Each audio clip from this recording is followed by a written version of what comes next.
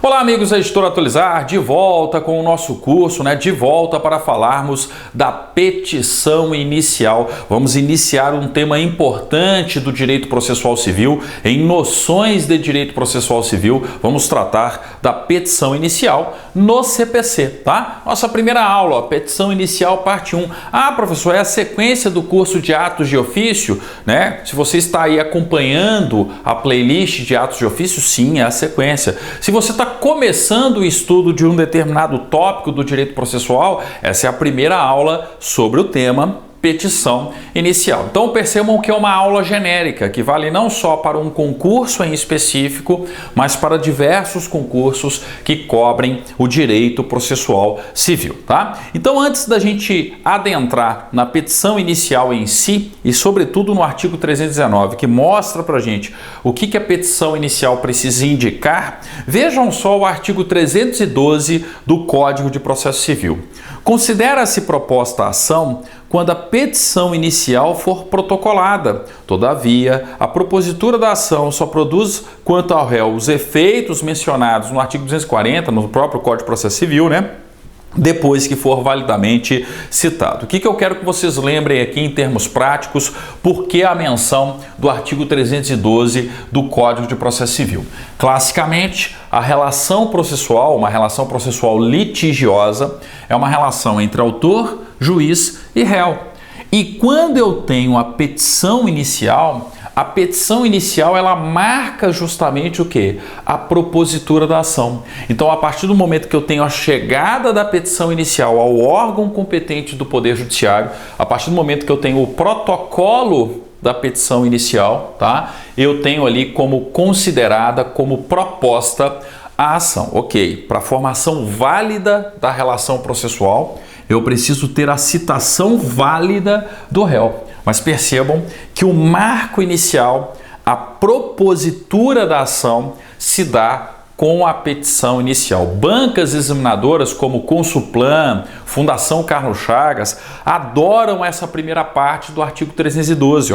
Considera-se proposta a ação quando a petição inicial for protocolada, ok? Então o ponto importante aí é essa primeira parte do artigo 312, tá? Nós vamos estudar diversas questões referentes, à propositura da ação, à petição inicial, mas num primeiro momento o que eu quero que vocês percebam é isso, Uma vez que eu tenho o protocolo da petição inicial, considera-se proposta a ação. E o que é a petição inicial, professor? Ora, a petição inicial é o tronco da árvore judiciária. Eu estou querendo dizer que ela é tão importante que, fazendo a analogia dos demais atos, das demais peças processuais, ela é a peça mais importante. Ela é o tronco da árvore judiciária. E esse conceito, gente, essa analogia não é minha, é do professor Humberto Teodoro Júnior, Eu tive o prazer de ser aluno do professor Humberto Teodoro Júnior, e no seu manual de processo civil, falando a respeito da petição inicial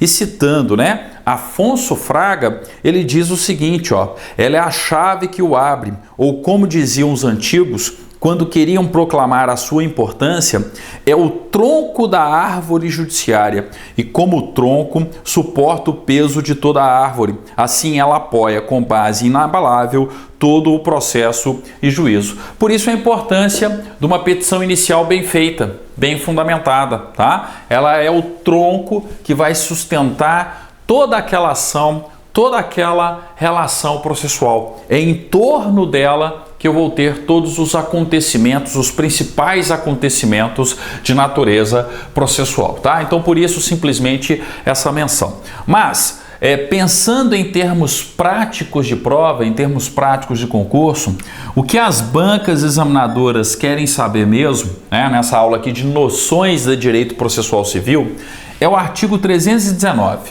Por quê? Porque o artigo 319, ele vai indicar, os requisitos aqui da petição inicial. Uma petição inicial, ela precisa conter o quê? O que ela precisa demonstrar quando ela chega ali em juízo? Então vejam só, a petição inicial indicará, inciso 1º, o juízo a que é dirigida.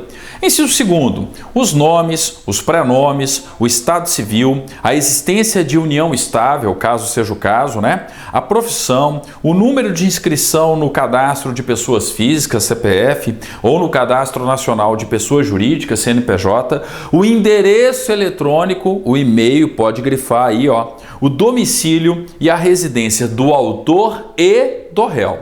Então, no inciso segundo, eu tenho os dados de qualificação das partes, informações extremamente importantes. E ainda continua o Código de Processo Civil, ó. Inciso terceiro, o fato e os fundamentos jurídicos do pedido. Inciso quarto, o pedido com as suas especificações. Quinto, o valor da causa. Sexto, as provas com que o autor pretende demonstrar a verdade dos fatos alegados. E inciso sétimo, a opção do autor pela realização ou não da audiência de conciliação ou de mediação, né? Como sempre, eu já esquematizei aqui para vocês. Então, quando eu falar da petição inicial proposta aqui pelo respectivo autor, a petição inicial ela precisa indicar, primeiro, o juízo a que é dirigida.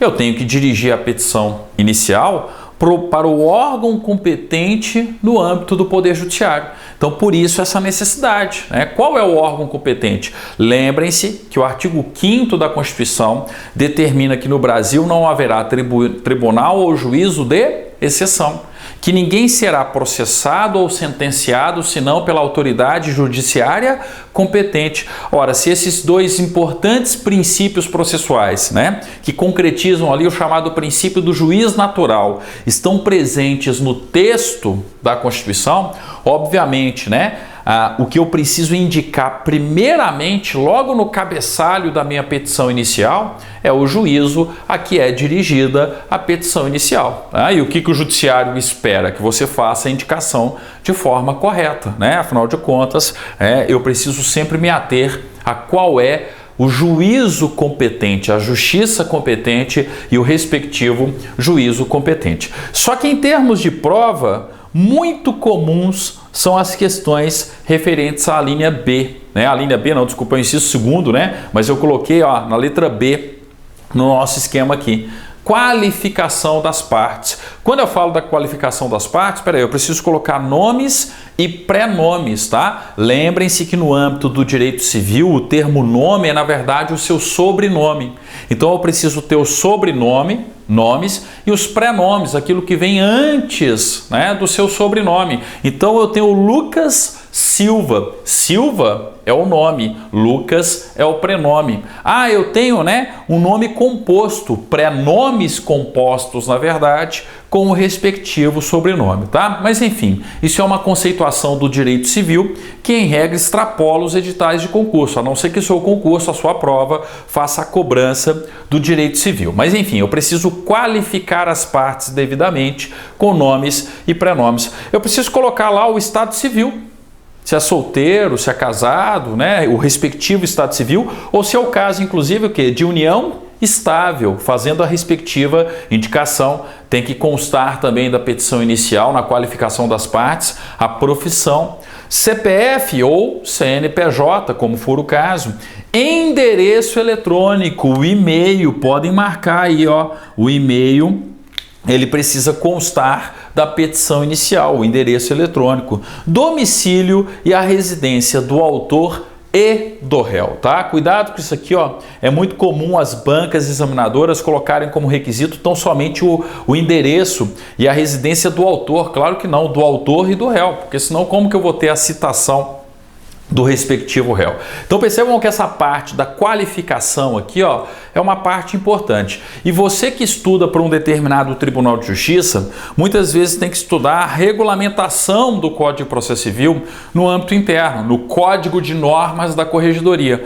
Para o pessoal que se prepara para o concurso do TJMG, por exemplo, ó, eles precisam estudar o provimento 161/06 da Corregedoria Geral de Justiça do Estado de Minas Gerais. E o provimento 161, lá no artigo 114, para quem tem a apostila para o concurso do TJMG em mãos aí, ó, lá na página 16, eu já deixei marcado lá, ó, nós temos também, né, outras indicações, ou melhor dizendo, uma regulamentação né, do provimento 161 da Corregedoria Geral de Justiça com relação à petição inicial. Então a gente vai lá no artigo 114, no seu estado, num outro TJ, deve ser um outro provimento, uma outra norma interna e, obviamente, um outro artigo, mas vocês irão encontrar sempre algo muito parecido. Tenham como exemplo o que acontece em Minas Gerais. Vejam só o artigo 114, ó, das petições iniciais, sem prejuízo de demais requisitos legais, deverão constar: 1. Nome completo das partes, proibido o uso de abreviações. Então, enquanto o CPC fala nomes e prenomes, o provimento 161 da Corregedoria Geral de Justiça do TJMG, regulamentando o Código de Processo Civil, coloca, ó, nome completo das partes e inclusive proíbe o uso de abreviações. Por que eu não posso ter abreviações? Para evitar homônimos, né? Então, o nome completo das partes, proibido o uso de abreviações. Inciso 2º, Estado Civil e filiação. Está aqui, ó, Estado Civil, inclusive se for o caso de união estável, né? Depois, 3, nacionalidade. Então aqui tem como requisito a nacionalidade. Isso está implícito, gente, no CPC. O CPC não cita expressamente, mas estaria implícito. Mas percebam que em Minas Gerais, na regulamentação do Código de Processo Civil, pelo provimento 161/2006 da Corregedoria Geral de Justiça, a nacionalidade é um dos requisitos aqui. Inciso 4º, profissão. Profissão está aqui, ó. Ah, então a gente tem esse detalhe. Inciso 5º, número do documento de identidade e órgão expedidor. Então, ó, no CPC não fala do documento de identidade, estaria implícito também, mas no provimento 161 eu acrescento expressamente aqui o documento de identidade. Aí vem o inciso 6º, o número de inscrição no CPF, no CNPJ, tem no CPC também, e depois o inciso 7º, ó, domicílio e residência, contendo o código de endereço postal CEP. Então, olha só, como que uma banca examinadora pode trabalhar isso com vocês no dia do concurso? E aí depende muito do seu edital. Se o seu edital só cobra o Código de Processo Civil, basta lembrar do artigo 319 do CPC e a listagem feita pelo CPC no âmbito da qualificação das partes. Nomes e prenomes, estado civil / união estável, profissão, CPF / CNPJ, e-mail, tá? E domicílio e residência do autor e do réu. Simples. Por quê? Porque essa prova só cobra processo civil. Agora, você tem que estudar não só o processo civil, mas também o provimento da respectiva Corregedoria de Justiça. No meu exemplo aqui, ó, eu estou utilizando o provimento 161/06 da Corregedoria Geral de Justiça do TJMG. Agora, lá em Pernambuco, lá no Paraná, em outros TJs, eu vou ter algo semelhante. Percebam que o provimento, ele detalha mais. Comparando o provimento com o Código de Processo Civil, no caso de Minas Gerais, por exemplo, no provimento eu tenho nacionalidade, aqui não tem. No provimento eu tenho a carteira de identidade, no CPC não tem. Em compensação, no CPC tem o e-mail, no provimento não tem, tá? Então façam esse comparativo. Por isso que eu coloquei aqui, ó, ver artigo 114 do provimento 161/06, para quem tem a apostila da editora Atualizar, tá na página 16, façam a comparação. Faz até uma tabelinha aí, ó, dá para fazer uma tabelinha e comparar, né, essa questão referente à qualificação das partes, tá? Então, ó, como a aula aqui é uma aula genérica, ela serve tanto para o concurso do TJ de Minas Gerais, mas também para outros concursos públicos, por isso que eu estou tomando esse cuidado, ok? Então, ó, falei da qualificação das partes, falei de todos esses requisitos apresentados pelo Código de Processo Civil. Ah, professor, e os outros requisitos da petição inicial? Ó, por enquanto nós vimos 2. O juízo a que é dirigida e a qualificação das partes, tá? Era o objetivo da presente aula. Na próxima aula eu vou falar a respeito do fato e os fundamentos jurídicos do pedido e o pedido com suas especificações. Então, próxima aula a gente vai analisar o tópico C e o tópico D, tá? Então, o fato e os fundamentos jurídicos do pedido e o pedido com as suas especificações, tá? E aí, posteriormente, na sequência das aulas sobre petição inicial, nós vamos tratar do valor da causa, as provas do autor para mostrar a verdade dos fatos e a opção do autor pela realização ou não da ACM. O que é a ACM? Audiência de Conciliação e Mediação, ok? Então isso a gente deixa para o futuro, para os nossos próximos encontros. Por enquanto eu quero que vocês tenham esse esquema aí no caderno, atenção, batam aí, né? Façam um print da tela aí e sempre tenham ele em mãos e cuidado sobretudo com isso aqui, ó. Qualificação das partes. Quais são, né, os requisitos do CPC no tocante à qualificação das partes? Quais são os requisitos internos do seu respectivo tribunal, ampliando ainda mais essa qualificação das partes, né? O caso do concurso do TJMG, o provimento 161/2006 da Corregedoria Geral de Justiça, ok? Obrigado, até o nosso próximo vídeo então, dando continuidade às nossas aulas de noções de direito processual civil, atos de ofício, para você que já está acostumado com a matéria em si, tá? Obrigado e até o nosso próximo vídeo então.